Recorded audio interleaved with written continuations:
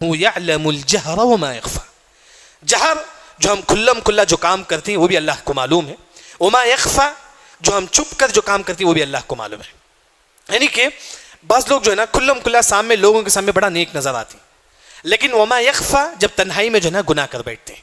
اللہ نے فرمایا کہ وما یخفی، اسی وجہ سے حدیث میں آتا ہے کہ الخفیۃ الشہوہ، چھپی ہوئی شہوت یہ کہ انسان لوگوں کے سامنے اچھا رہتا ہے لیکن تنہائی میں گناہ کر بیٹھتا ہے۔ بلکہ حدیث میں آتا ہے کہ اگر کوئی مسلمان تنہائی میں گناہ کرتا ہے تو اس کے اعمال برباد ہو جاتے ہیں۔ اذا خلوا بمحارم اللہ انتہکوها، جب تنہائی میں ہوتا ہے تو گناہ کرتا ہے۔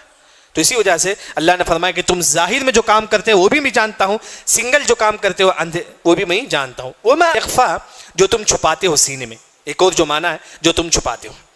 کیونکہ شیخ ابن عثیمین رحمہ اللہ نے کہا کہ ہم سوچے بھی اچھا سوچے، ہم کسی بھائی کے بارے میں سوچتے ہیں تو اچھا سوچے، کیونکہ اللہ تعالیٰ دلوں کی بات بھی جانتا ہے، جو تم چھپاتے ہو اپنے سینے میں وہ بھی اللہ تعالیٰ جانتا ہے۔ وما یخفی، ہم دوسرے بھائی کے سامنے سوچتے ہیں کہ اللہ اس کے مال کو برباد کر دے، اللہ اس کو برباد، ہم دل میں سوچتے ہیں نعوذ باللہ۔ اللہ نے فرمایا کہ دلوں کی بات بھی اللہ تعالیٰ جانتا ہے، جو تم چھپاتے ہو وہ بھی اللہ تعالیٰ جانتا ہے۔ اسے انسان جو سوچے وہ بھی اچھی طریقے سے سوچے۔